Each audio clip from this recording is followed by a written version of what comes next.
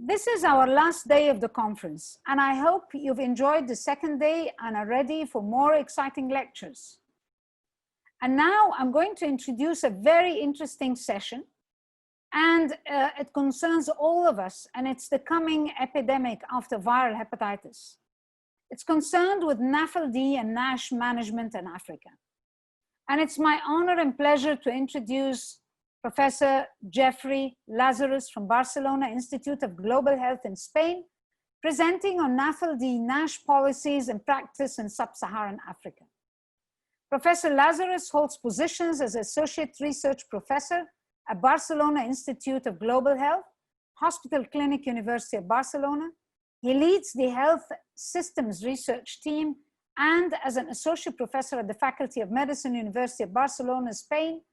Professor Lazarus is Vice Chairman of the Board of the EASL International Liver Foundation, a member of the INSRU International Education Committee, and co-chair of the HIV Outcomes Beyond Viral Suppression Coalition. Professor Lazarus.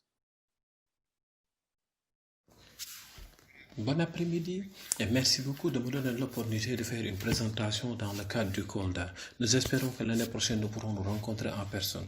Ma présentation s'intitule NAFLD en Afrique et je parlais plus particulièrement du travail que EASL International Liver Foundation entreprend dans ce domaine. Voici mes révélations. EASL International Liver Foundation a été créée par l'Association européenne pour l'étude du foie en tant qu'organisation mondiale à but non lucratif, engagée à renforcer la qualité de vie et à réduire la mortalité prématurée du plus grand nombre de personnes en améliorant la santé du foie. Notre vision est que chacun mérite un foie en bonne santé et nos valeurs résident dans la solidarité, l'impact, l'intégrité et la neutralité. Voici notre conseil d'administration et vous avez reconnu Manal El Sayed qui fait partie des co-organisateurs du COLDA ainsi que de nombreux experts dans le domaine de l'hépatologie et d'autres domaines. Les 4 piliers du travail de la Fondation sont la recherche, l'éducation, les interventions et la sensibilisation. Pourquoi avons-nous décidé d'accorder la priorité à NAFLD et NASH? NAFLD est un problème mondial qui touche environ 1 personne sur 5 dans le monde. Sa prévalence varie considérablement d'un pays à l'autre. Elle est grave, elle a de sérieuses implications sanitaires, économiques et sociales et constitue un défi complexe qui nous oblige à travailler dans plusieurs disciplines et secteurs pour trouver des solutions. Enfin, c'est une épidémie silencieuse. Contrairement au VIH, dont nous sommes bien conscients, et à l'hépatite virale dont le monde est maintenant bien au courant, notamment avec la COVID-19 et autres, NAFLD a reçu peu d'attention de la part des décideurs politiques ou de la communauté de la santé publique. Il existe aujourd'hui peu de données disponibles sur la prévalence du NAFLD en Afrique au sud du Sahara. Si vous regardez cette carte, vous verrez qu'une bonne partie de l'Afrique est en gris, car aucune donnée n'est disponible au moment de cette étude, il y a quelques années. Vous verrez que dans les pays où il existe des données de l'Afrique du Sud à d'autres en Afrique du Nord, la prévalence est estimée à plus de 30%. Nous n'avons vraiment aucune raison de croire que la prévalence en Afrique subsaharienne sera très différente de celle des autres régions du monde. Et dans d'autres parties du monde, nous avons constaté des taux de prévalence allant de 10 à 25%. Sur la droite, vous pouvez voir 2 études, l'une du Soudan et l'autre du Nigeria, qui montrent des taux de prévalence d'environ 20% et 8,25%. Ce sont là toutes les études à partir desquelles on se rend compte qu'on en sait très peu sur la prévalence de NAFLD, comme pour la biohépatite il y a quelques années et comme pour le VIH il y a de nombreuses années déjà. Quels sont les facteurs de risque? Ou savez-vous que l'obésité est le facteur majeur de cirrhose hépatique non alcoolique? Et pour l'obésité, nous disposons de bonnes données mondiales et de données solides provenant également de l'Afrique subsaharienne. Ainsi, vous voyez ici que la plupart des pays ont une prévalence d'au moins 8 à 10%. Et que dans certains pays, plus d'un quart, voire même un tiers de la population est déclarée obèse. Alors, que faisons-nous dans ce domaine? Eh bien, la Fondation travaille avec des partenaires pour faire avancer le programme de recherche en santé publique de NAFLD. Ce n'est pas seulement la prévalence que nous ne connaissons pas bien. Nous ne savons pas non plus quel type de modèles de soins sont en place et ce qui fonctionne et ce que nous devons faire exactement en termes de schéma de soins cliniques et de traitement de problèmes de santé publique et de systèmes de santé qui peuvent être abordés pour répondre aux problèmes cliniques de NAFLD. Nous essayons de lier NAFLD aux objectifs de développement durable et nous travaillons avec des partenaires. Vous êtes invité à me contacter ou à contacter la Fondation pour élaborer un appel à l'action qui sera lancé lors de la Journée internationale de la NASH le 12 juin 2021. Nous tirons donc la sonnette d'alarme sur cette épidémie silencieuse. Nous organisons une série d'ateliers régionaux avec l'Economist Intelligence Unit et je vous en dirai un peu plus à ce sujet. Nous travaillons avec le groupe de réflexion Wilton Park basé au Royaume-Uni sur des événements politiques et nous avons des publications dans le journal Nature Gastrohepatology et BMG Opinion et d'autres en cours de processus pour manquer la journée internationale afin d'attirer l'attention sur la question mais aussi de se concentrer sur des questions telles que les modèles de soins et le lien entre NAFLD et les ODD. Nous travaillons également à l'obtention d'un consensus sur une feuille de route concernant ce que nous devons faire pour relever les défis de santé publique que représente NAFLD-NASH et pour créer un réseau d'experts et de leaders d'opinion mondiaux afin de diriger ce processus. Enfin, nous nous efforçons de fournir une plateforme aux patients et à leurs défenseurs pour qu'ils puissent participer au dialogue et donner forme à ces discussions. Nous ne voulons pas retomber dans les mêmes travers dans d'autres circonstances en n'impliquant pas la société civile, les patients et d'autres groupes importants dès le début. J'ai donc mentionné l'étude globale NAFLD et NASH liée aux politiques que nous entreprenons et nous menons cette étude en Europe. Actuellement, nous entreprenons une étude globale sur 90 pays qui ont fourni leurs données, dont 13 en Afrique au sud du Sahara. Vous pouvez les voir ci-dessus et si votre pays ne figure pas sur cette liste, contactez-nous car nous aimerions beaucoup augmenter le nombre de pays qui fournissent des informations sur NAFLD et NASH concernant leur pays. Ces résultats constitueront une base de référence pour les efforts futurs et peuvent soutenir le partage des connaissances entre les pays et les régions. Elles serviront également à élaborer un indice politique permettant de suivre les progrès réalisés au niveau national, régional et mondial. Vous voyez ici à droite, à partir de l'étude européenne portant sur 29 pays, la première question qu'il pose est de savoir si votre pays dispose d'une stratégie ou d'un plan d'action national en matière de NAFLD ou de NASH. La réponse est non et cela montre que pour les autres résultats des 90 pays étudiés à ce jour, la réponse continue malheureusement d'être non.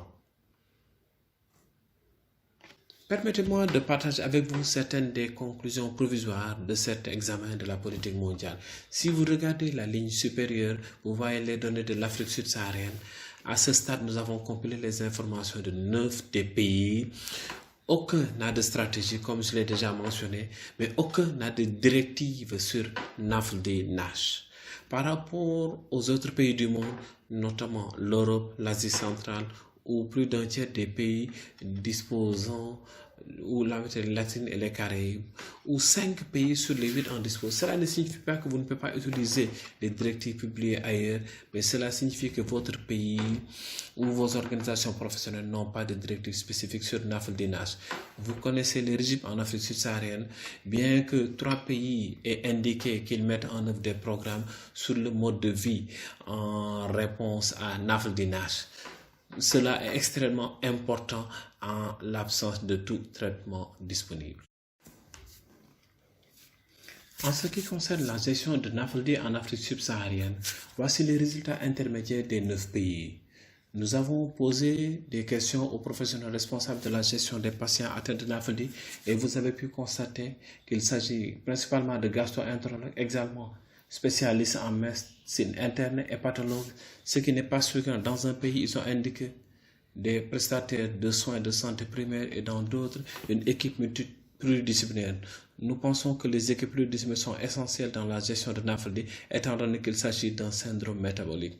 Les pays dans lesquels les prestataires de soins de santé primaire sont responsables de la prise en charge des affections suivantes, qui sont des comorbidités courantes, l'obésité, le diabète de type 2, le syndrome métabolique, la consommation nocive d'alcool. Vous pouvez voir ici que les soins de santé primaire jouent un rôle, ce qui signifie qu'il est extrêmement important que les prestataires de soins de santé primaire soient d'une manière ou d'une autre en relation avec les spécialistes afin de prodiguer les soins supplémentaires si la consultation d'un spécialiste n'est pas nécessaire. Comme je l'ai mentionné, Easel International Legal Foundation travaille avec un groupe de réflexion Wilton Park qui a reçu peu d'attention dans le cadre du mouvement de lutte contre les maladies non transmissibles et d'autres politiques de santé mondiale telles que les objectifs de développement durable et la couverture médicale universelle. Nous avons mis en place une série de réunions pour mener des dialogues de haut niveau qui vise à fournir une orientation stratégique pour faire avancer le programme politique de NAFLD. Nous avons mis en place un conseil consultatif d'experts mondiaux comprenant des hépatologues, des spécialistes des MNT, des experts en santé publique et des défenseurs des patients pour diriger ce processus. La prise en charge de NAFLD nécessite des approches pluridisciplinaires avec une coordination et une collaboration accrue entre les disciplines afin de garantir un diagnostic rapide de la maladie, de la gestion appropriée des comorbidités communes. Avec Wilton Park, nous avons organisé une réunion sur les modèles de soins qui permettraient d'atteindre cet objectif. Des politiques claires sont nécessaires pour jeter les bases de l'élaboration de la mise en œuvre des schémas de soins innovants pour les patients atteints de NAFLD spécifiques à leur position dans le spectre de la maladie. Cette réunion s'est tenue en juin dernier et nous avons mis l'accent sur l'amélioration des types de soins.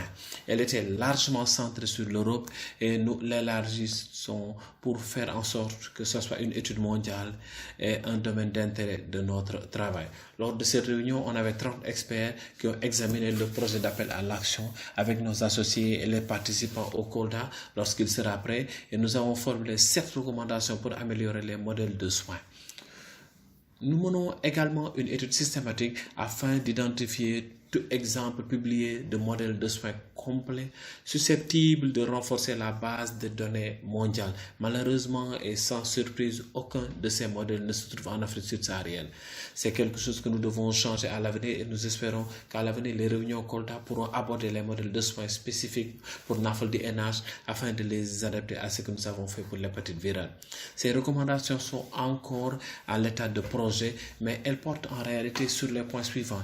Quels services devraient être fournis? Où les services devraient-ils être fournis? Qui devrait fournir ces services? Et comment assurer la coordination et l'intégration? Nous préparons actuellement une deuxième réunion Wilton Park, que nous espérons être en présentiel en décembre prochain, qui rassemblera à nouveau les leaders d'opinion et d'autres experts du monde entier, afin de discuter de la création de cette coalition mondiale qui dirigera les efforts pour faire avancer l'agenda de santé publique NAFLD. Nous organisons également une série de 14 ateliers en collaboration avec l'Economist Intelligence Unit, mettant l'accent sur l'Asie, l'Amérique latine et le Moyen-Orient. Cette année, espérons que l'Afrique subsaharienne pourra être intégrée l'année prochaine. Et à travers ces ateliers, nous visons à identifier et à comprendre les opportunités et les défis pour aborder NAFLD et NASH au niveau national, régional et mondial, en vue d'améliorer les soins afin d'intégrer NAFLD dans les politiques de santé publique. Les séries ont porté spécifiquement sur le dépistage, le diagnostic et les schémas d'orientation, les modèles intégrés de soins pour les patients atteints de NAFLD-NASH et l'intégration de NAFLD au mouvement des MNT et les efforts plus vastes en matière de santé publique. Nous fournirons également une série de résumés des principaux enseignements tirés de cette série.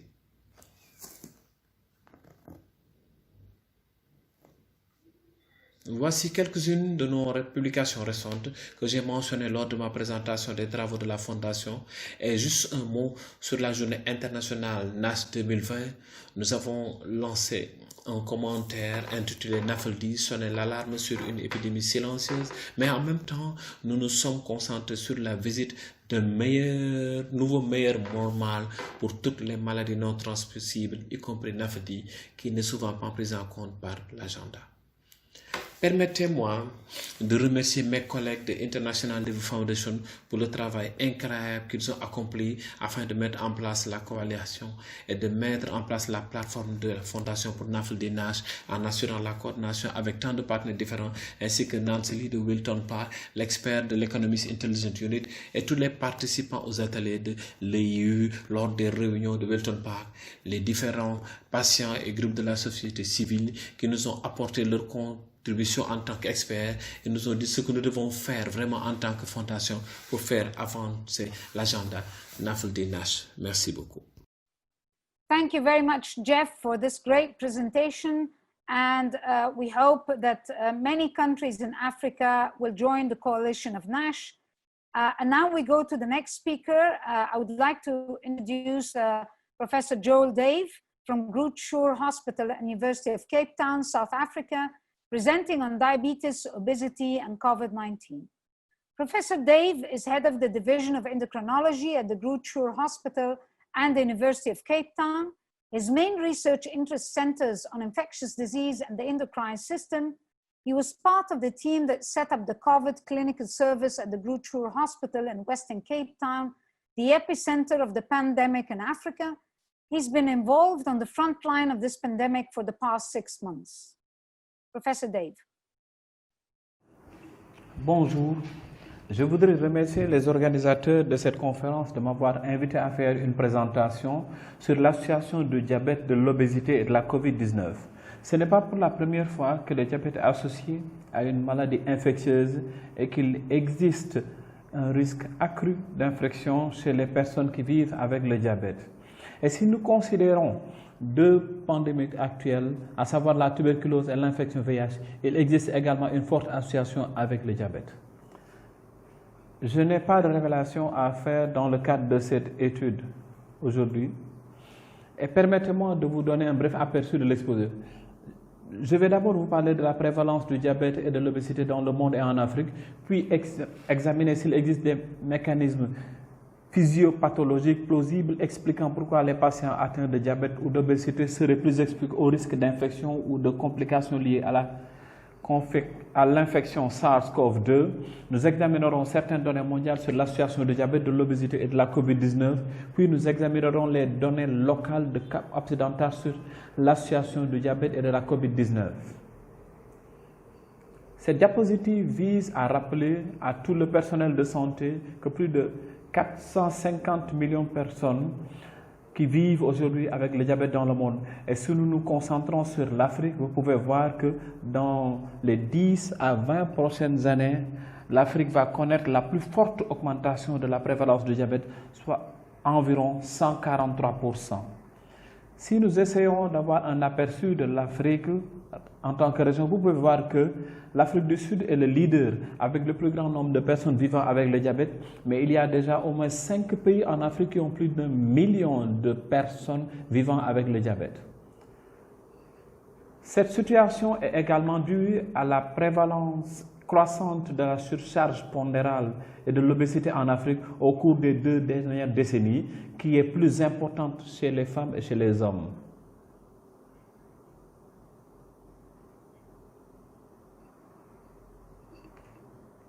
Il ne fait donc aucun doute que ces 3 pandémies étaient destinées à se rencontrer.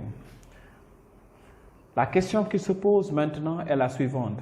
Existe-t-il des mécanismes physiopathologiques plausibles expliquant pourquoi les patients diabétiques ou obèses seraient plus exposés au risque d'infection ou de complications liées à l'infection par le corps du SRAS? Cette diapositive est vraiment très bien connue de tous et elle décrit le point d'entrée du SRAS-CoV-2 dans la cellule en utilisant le récepteur AC2. Une fois que le récepteur AC2 est régulé à la baisse, vous pouvez voir que les paillettes de voie d'entrée descendent dans l'injecteur par 2 voies, ce qui conduit finalement à l'hypertension, à la fibrose, à la thrombose et au SDRA. Tout ce que nous savons fait partie d'une infection compliquée à la COVID-19. Et chez les personnes atteintes de diabète, les récepteurs ECA2 sont augmentés, en particulier lorsqu'il y a une hyperglycémie. Il y a un contexte de dysfonctionnement endothélial chez les femmes, chez les personnes vivant avec le diabète et l'obésité, et il est maintenant assez bien décrit que dans le cas de la COVID-19, il y a une endothélite, et ces 3 choses, ces entités exerçant une pression sur l'endothélium et augmentant la libération de cytokines pro-inflammatoires, contribuent toutes à la formation d'une tempête de cytokines qui conduit finalement à une défaillance de plusieurs organes. Et si nous regardons la description des organes impliqués dans la défaillance multiorganique, vous pouvez voir que c'est assez typique d'une COVID-19 assez grave. Ainsi, si nous examinons certaines des raisons pour lesquelles le diabète peut mettre en danger et l'entrée du SARS-CoV dans les voies respiratoires comme n'importe qui d'autre, on contracte une infection de l'épithélium respiratoire et finalement le développement d'une pneumonie. On observe une augmentation de l'expression de l'ECA2 chez les personnes atteintes de diabète, en particulier dans les muscles cardiaques et les reins. Et il est également décrit que chez les personnes vivant avec le diabète, le système immunitaire est dérégulé. Toutes ces personnes courent le risque de développer une tempête de cytokines et une défaillance de plusieurs organes. Sans oublier que cela concerne généralement les patients atteints de diabète de type 2, qui sont généralement plus âgés, en surpoids ou obèses et qui ont un certain degré de maladie vasculaire ou rénale préexistante. Tous ces cas ont été associés à des cas plus graves de COVID-19. Une question très intéressante qui n'a pas encore reçu de réponse complète est celle de savoir si l'infection par le SARS-CoV-2 provoque réellement un diabète. Nous savons que lors de la pandémie de SARS, il y a eu des cas de diabète. Et nous savons maintenant, grâce à la littérature, qu'il est fréquemment fait état de nombreux cas d'acidocétose diabétique et que les personnes ont besoin de fortes doses d'insuline pour maintenir leur glycémie. Il est très important de se rappeler que l'obésité est un état d'inflammation chronique de bas niveau avec des zones d'hypoxie au niveau de l'adipocyte qui crée un environnement pro-inflammatoire, en particulier avec la déchirure d'un GANA d'interféron et de l'interleukine 6 et surtout de l'interleukine 6 qui a été associé à la tempête de cytokines. C'est donc ce milieu d'inflammation chronique de bas niveau qui peut faire courir aux personnes en surpoids et obèses le risque de développer une forme plus grave de COVID-19 et lorsqu'elles sont infectées par le SARS-CoV-2. Nous savons également que l'obésité est associée à un certain degré de dysfonctionnement respiratoire, ce qui associe souvent des comorbidités et qui présente également des facteurs de risque métabolique. Mis ensemble, ces éléments pourraient devenir des causes aggravantes de la COVID-19. Une théorie intéressante qui a été avancée est qu'une partie du SARS-CoV-2 pénètre dans le système respiratoire, cette extension d'organes extrapulmonaires.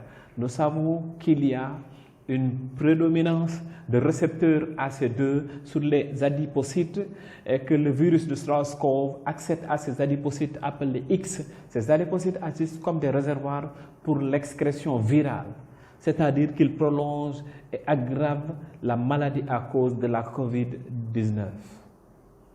Et ceci n'est qu'un résumé de tout ce que j'ai dit sur l'obésité, montrant comment une inflammation chronique a déréglé la riposte immunitaire, le métabolisme dysfonctionnel et le déséquilibre de l'épithélium et des cellules immunitaires fonctionnels. Tout cela pourrait faire courir à une personne en surpoids le risque de développer une COVID-19 plus grave.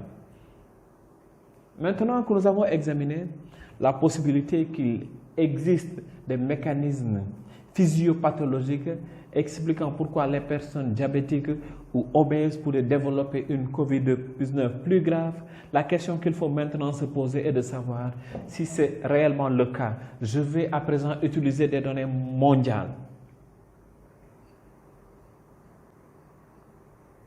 Et la première question que nous devons nous poser est: les personnes diabétiques courent-elles plus de risques d'être infectées par le SARS-CoV-2? C'est une question à laquelle il est très difficile de répondre, car les informations dont nous avons besoin sont le nombre de personnes diabétiques chez qui on a diagnostiqué une COVID-19, puis nous devons connaître tous ceux qui ont eu une COVID-19. Nous savons maintenant que de nombreuses personnes ont une infection asymptomatique et il est impossible de connaître le dénominateur pour le moment, car de nombreuses personnes ont échappé au diagnostic parce qu'elles étaient asymptomatiques. Et puis, tous les articles de la littérature publiée portent généralement sur les cas les plus graves de COVID-19 et ceux qui ont été hospitalisés. Mais les données sont disponibles et celles d'autres pays montrent essentiellement qu'il n'y a pas d'augmentation de la prévalence du diabète chez tous les patients chez qui on a diagnostiqué une COVID-19, ce qui suggère alors que les personnes vivant avec le diabète ou l'obésité ont un risque supplémentaire d'être infectées par la SARS-CoV-2. Cependant, la question suivante est de savoir si, une fois que la COVID-19 a été diagnostiquée, les personnes vivant avec le diabète ou l'obésité sont plus gravement atteintes lorsqu'elles sont diagnostiquées. Je vais utiliser les premières études de 3 ou 4 pays de l'hémisphère nord qui ont également été touchés par cette pandémie pour illustrer ce point. Il y a maintenant de nombreuses études dans ces littératures qui présentent essentiellement la situation actuelle. Si nous examinons la première étude américaine portant sur 700 patients hospitalisés, au moins un tiers d'entre eux souffrent d'un diabète préexistant et que les personnes atteintes de diabète sont plus susceptibles d'être admises à l'unité de soins intensifs. Dans une vaste étude italienne portant sur 1600 patients admis aux soins intensifs, 16 à 17% d'entre eux souffraient d'un diabète préexistant. Et dans une grande étude chinoise, le taux global de mortalité était de 2,3%, mais si l'on se concentre sur les personnes vivant avec le diabète, ils étaient 3 fois plus élevés. Dans une vaste étude menée au Royaume-Uni, portant sur 17 millions d'adultes ayant eu accès au système national de santé au cours de l'année précédant le diagnostic de la COVID-19, vous pouvez constater que l'obésité et l'augmentation de l'obésité et du diabète seraient toutes les deux associées à une plus grande mortalité due à la COVID-19.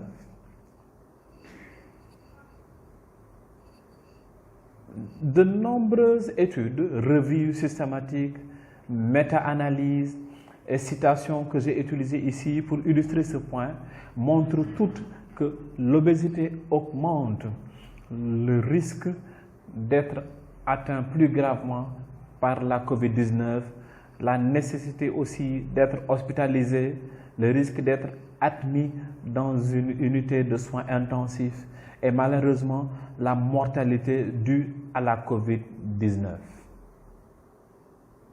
Et aussi, juste pour dire que, avant de changer de diapositive, que toutes ces études s'appuient sur des observations. Il y a donc maintenant une pléthore de données, de méta-analyses et d'examens systématiques et toutes les données montrent essentiellement une corrélation entre le diabète, l'obésité et une COVID-19 plus grave. Examinons donc quelques données du Cap occidental qui pendant de nombreux mois a été l'épicentre de la COVID-19 en Afrique et en Afrique du Sud. Ces données datent de début juillet 2020 et à ce stade, la COVID-19 a été diagnostiqué chez environ 72 808 personnes du Cap occidental. Parmi celles-ci, environ 7 000 avaient un diabète préexistant, ce qui porte la prévalence des diabètes dans une population à 9,6%.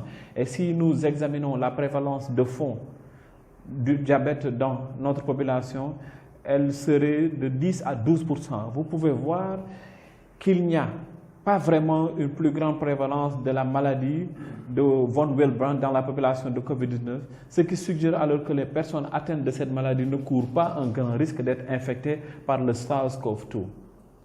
Cependant, si nous examinons ces diabétiques, près de 50% d'entre eux doivent être hospitalisés, ce qui montre qu'ils ont été plus gravement atteints par la COVID-19. Et aussi, le taux de mortalité était très élevé, à peu près 2201 patients concernés, puisqu'il était près de 43%, ce qui montre que, une fois de plus en plus, le diabète est un facteur aggravant de la COVID-19. La morbidité et la mortalité étaient plus importantes aussi.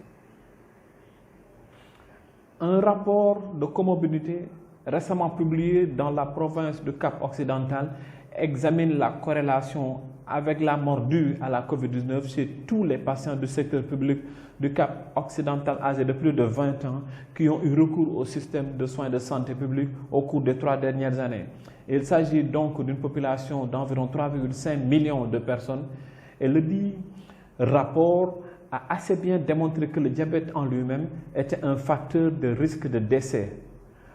Vous pouvez voir ici que le diabète avec un taux d'ACE1 bien contrôlé est un facteur de risque et que ce risque augmente de façon spectaculaire s'il s'agit d'un diabète mal contrôlé, comme pour les personnes souffrant de la maladie de von Willebrand et qui ont un taux d'ACE1 supérieur à 9%. Le ratio du risque de décès par la COVID est de 12%. L'une des associations intéressantes de certaines données du Cap occidental montre que 80% de toutes les personnes diabétiques admises à l'hôpital ont reçu un diagnostic de la COVID-19 le jour de leur admission ou après leur admission. Il s'agit essentiellement de montrer que ces patients présentaient des symptômes légers et qu'ils se présentaient lorsque les symptômes étaient suffisamment graves pour nécessiter leur admission. Je pense qu'il y a là une opportunité potentielle d'intervenir si nous pouvons faire en sorte que les personnes qui vivent avec le diabète se présentent plus tôt. Lorsque leurs symptômes sont plus légers, on pourrait éventuellement mettre en place un certain type de surveillance, un certain type de télémédecine pour aider et surveiller ces patients et assurer un accès précoce aux établissements de soins de santé et éventuellement diminuer la morbidité et la morbidité associée au stade d'évolution de la COVID-19. Il s'agit de données très préliminaires pour le moment et il est assez rare de montrer que si l'on parvient à contrôler le diabète, lorsque le patient est admis à l'hôpital, on peut en changer le résultat. Une étude chinoise a examiné la variabilité du glucose chez les patients admis et a révélé que si les patients étaient capables de maintenir le taux de glucose entre 4 et 10, le résultat était bien meilleur et s'ils ont plus de 0 nm par litre. Vous pouvez voir ici que ceux qui ont un diabète mal contrôlé ont une mortalité plus importante que ceux qui ont un diabète mieux contrôlé. En résumé, la corrélation entre l'obésité et le diabète et la pandémie de la COVID-19 est inévitable. Il existe des mécanismes présumés qui suggèrent que les personnes vivant avec le diabète ou l'obésité auraient une morbidité et une mortalité plus importante de la COVID-19. Les données actuelles ne suggèrent pas que les personnes vivant avec le diabète ou l'obésité courent un plus grand risque d'être infectées par le SARS-CoV-2. Les personnes souffrant du diabète ou de l'obésité sont plus susceptibles d'avoir une COVID-19 plus grave avec une morbidité et une mortalité plus importante. Par ailleurs, il semble que les premières données montrent que si l'on peut contrôler la glycémie dans le cadre d'une admission en séjour à l'hôpital, on pourrait modifier le résultat chez les patients Je vous remercie de m'avoir écouté et je vous serai en réponse à vos questions. Thank you very much, Professor Dave, for this great presentation. And now it's my pleasure to introduce my friend, Professor Ponciano Osama from Makerere University College of Health Sciences in Uganda, presenting on fat and the liver in African population. Professor Osama is Professor of Medicine and Academic Hepatologist in Makerere University College of Health Sciences in Kampala, Uganda. And he contributed to the hepatitis guidelines of WHO. Je tiens à remercier les organisateurs de cette conférence sur les maladies du foie en Afrique, qui est vraiment une importante conférence. Et je vous remercie de m'avoir invité à faire cette présentation sur la graisse dans le foie au sein de la population africaine. Je voulais juste dire que je n'ai vraiment rien à déclarer en ce qui concerne cette présentation. Dans l'aperçu, je donnerai une brève définition de la graisse dans le foie et de l'étiologie, et nous examinerons le fardeau de la stéatose hépatique mondiale, mais aussi dans le contexte africain, et l'évolution de la maladie du foie, le diagnostic, et ensuite je conclurai cette présentation. Par définition, la graisse dans le foie est essentiellement une accumulation de graisse dans le foie, et elle peut être due à l'alcool ou à certains médicaments, par exemple certains des médicaments utilisés pour traiter le VIH, mais elle peut aussi être non alcoolique, ce qui est essentiellement l'obésité, le diabète de type 2 mellitus, qui fait également partie du syndrome métabolique. Pour cette présentation, je vais me limiter essentiellement à la stéatose hépatique non alcoolique. Il s'agit donc d'une accumulation de graisse dans le foie en l'absence de consommation excessive d'alcool qui englobe un certain nombre de stades. Vous pouvez avoir une simple stéatose de la graisse dans le foie, mais aussi cela peut évoluer vers une inflammation comme la NASH avec ou sans fibrose hépatique, et cela peut évoluer vers une cirrhose, et finalement certains de ces patients finiront avec une carcinome hépatocellulaire. Le fardeau de NAFLD varie essentiellement d'un endroit à l'autre et d'une population à l'autre. Et elle est réellement basée sur la distribution des facteurs de risque, et dans une partie de la population, elle sera due à la sensibilité des méthodes de détection que nous utilisons. En termes de prévalence, on estime donc globalement qu'environ 25% de la population générale en fait est atteinte de NAFLD. Et bien sûr, comme nous l'avons déjà mentionné, cela varie, et le diabète et l'obésité font partie des principaux facteurs de risque de la NAFLD. En Afrique, comme vous pouvez le voir sur cette diapositive, environ 13% de la population serait atteinte de la maladie. Et comme vous le verrez plus tard, les données recueillies en Afrique posent de nombreux problèmes, car ces études n'ont pas vraiment été menées de manière systématique dans un certain nombre d'endroits et de populations en Afrique pour définir l'étendue de NAFLD dans ces populations. Ces données qui ont été collectées par Rouk et publiées l'année dernière proviennent de certaines des études africaines qui examinent NAFLD au sein de plusieurs populations, qui examinent les populations et les méthodes de détection et de certaines de ces associations de risque. Vous verrez que la plupart des NAFLD dont nous parlons se trouvent parmi les populations qui ont le diabète de type 2, Comme vous pouvez le voir dans les études menées au Nigeria, où environ 65%, 68% et même 69% des patients atteints de diabète de type 2 sont atteints de NAFLD. Et ce pourcentage atteint 50% au Soudan, 73% en Éthiopie, 87% en Afrique du Sud. Vous pouvez voir que le premier facteur est le diabète de type 2 ou mellitus, même au sein de la population africaine. Je voudrais ainsi attirer votre attention sur le fait que les méthodes de détection utilisées dans la plupart de ces études, dans toutes en fait, étaient faites à partir des échographies abdominales du foie et que seules les biopsies des études d'Afrique du Sud ont été faites pour détecter NAFLD au sein de cette population. Nous verrons donc plus tard que l'échographie abdominale a une sensibilité relativement faible pour la détection de cette maladie.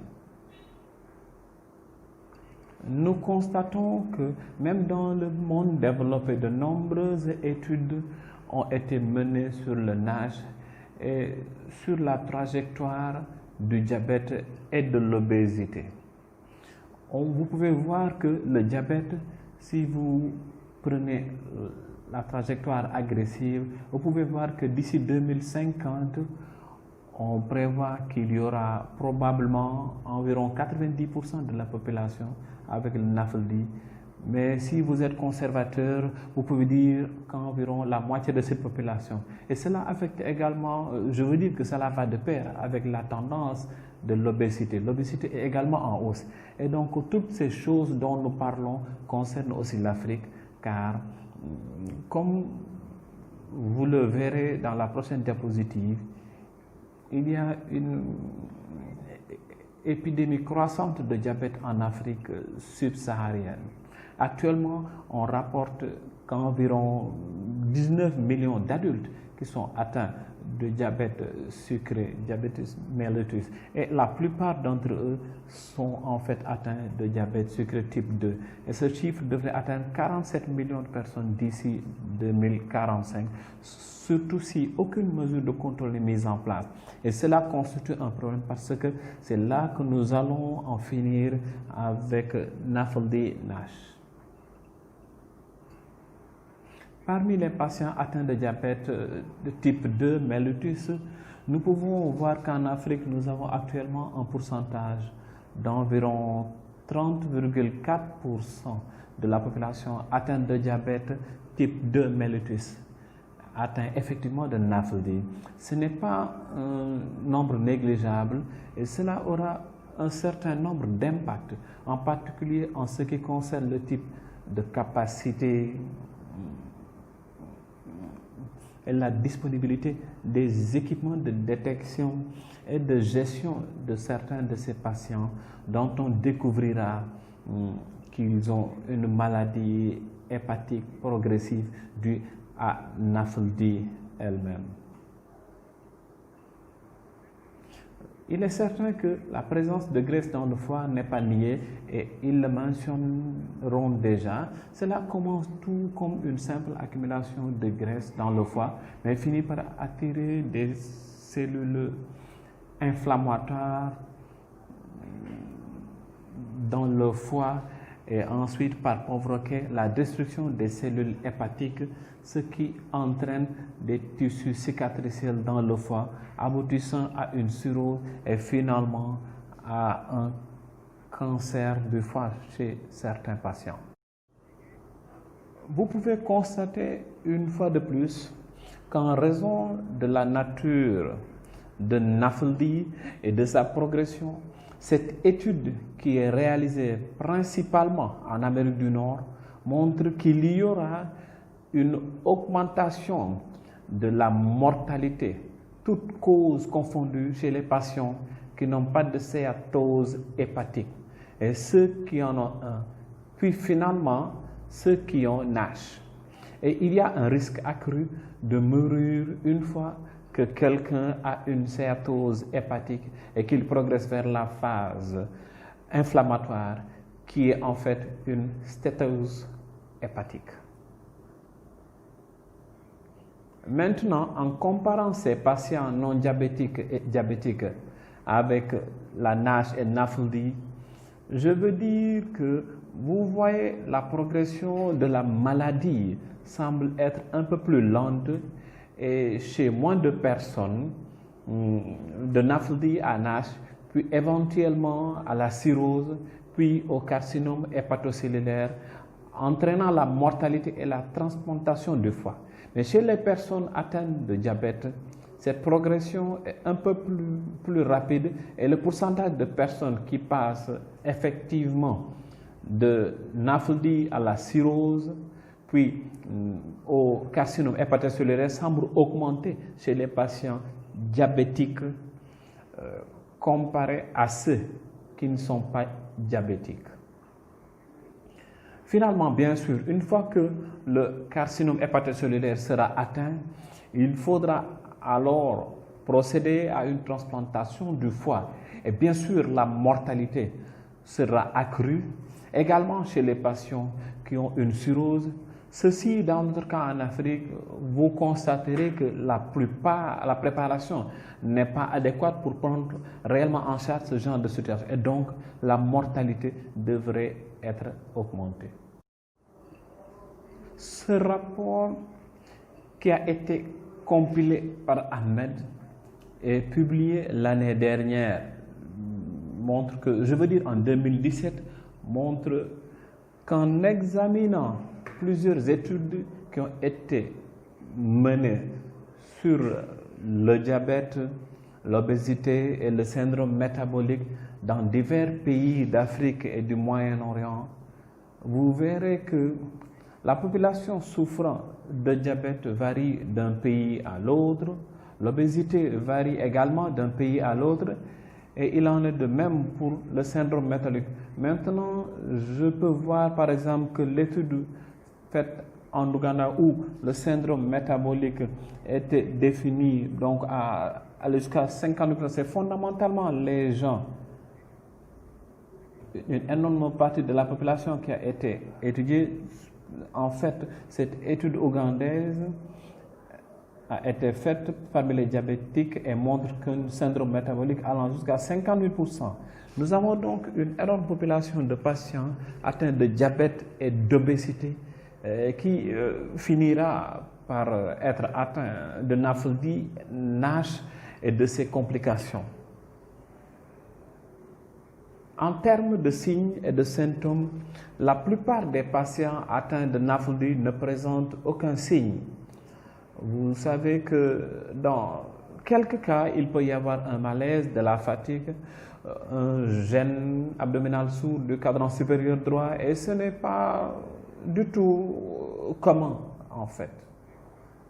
En plus, une légère jaunisse peut être observée très rarement. La plupart des diagnostics sont faits chez les patients dont les tests de fonction hépatique de routine sont anormaux. Il s'agit là juste d'une pratique peu courante chez les nombreux Africains qui consistent essentiellement à effectuer des tests de routine. Et bien souvent, on amène les patients à la clinique pour qu'ils voient le médecin plutôt que d'aller voir le médecin à pied. Et donc, la plupart du temps, le diagnostic est vraiment retardé et la plupart des patients sont diagnostiqués alors que des complications sont déjà survenues. Qu'en est-il des tests? Les tests effectués essentiellement pour les facteurs de risque, et cela a déjà été mentionné, mais il y a aussi maintenant des investigations pour définir et vraiment quantifier autant que faire se peut NAFLD, et cela inclura une biopsie du foie. Il y a maintenant beaucoup de complications. Tant de patients n'accepteraient pas une biopsie du foie soit pratiquée sur eux. L'échographie est relativement répandue, mais sa sensibilité est relativement faible, bien que présentement on développe actuellement des sondes qui peuvent réellement prélever correctement des tissus adipeux du foie. Et nous espérons que ces sondes pourront être trouvés dans de nombreuses régions d'Afrique afin que les études puissent être réalisées. La spectrométrie RM est encore coûteuse, de même que l'élastographie transitoire avec les paramètres d'atténuation contrôlés. Là, il s'agit de tests qui ne sont pas encore très disponibles. Ils sont très rares et assez chers. La cause de ce genre de problème au niveau des tests est donc qu'il devient un peu plus difficile pour de nombreuses études de population de définir réellement l'étendue de la céatose hépatique dans la population africaine. Il faut espérer que si les sondes échographiques qui peuvent détecter les parties se répandent, cela permettra d'améliorer les études qui aideront à définir ce fardeau. Il y a donc des fardeaux, plusieurs défis liés à la graisse et au foie dans la population. D'abord, puis les fardeaux augmentent alors que nous avons très peu de données démographiques. Il faut vraiment travailler sur ces aspects. Les mécanismes de contrôle ne sont pas facilement disponibles dans la plupart de nos pays d'Afrique subsaharienne. Nous avons donc besoin de tests de diagnostic plus précis, mais la plupart d'entre eux sont coûteux et ne sont pas vraiment disponibles. Nous avons donc besoin de beaucoup d'actions de sensibilisation impliquant les différentes parties prenantes. En conclusion, NAFLD est une épidémie latente en Afrique subsaharienne en raison de la prévalence croissante de l'obésité et du diabète de type 2 mellitus, et des efforts concertés seraient nécessaires de la part des acteurs pour définir la situation actuelle en termes de fardeau de cette maladie et établir des mécanismes de contrôle, puis enfin pour préparer réellement la prise en charge et la gestion des patients si cette épidémie devrait nous frapper. Aussi inclure la mise en place de centres de transplantation du foie très coûteux, et la plupart des patients africains n'auraient certainement pas les moyens de s'offrir ce type de traitement. Je vous remercie beaucoup et merci beaucoup de m'avoir invité pour faire cette présentation. Merci. Thanks very much, Professor Osama, for the great presentation. And now we move to the live panel discussion, and I would like to remind the delegates to access the panel discussion. You have to click on the Zoom link on the right side of the page under session information. Thank you.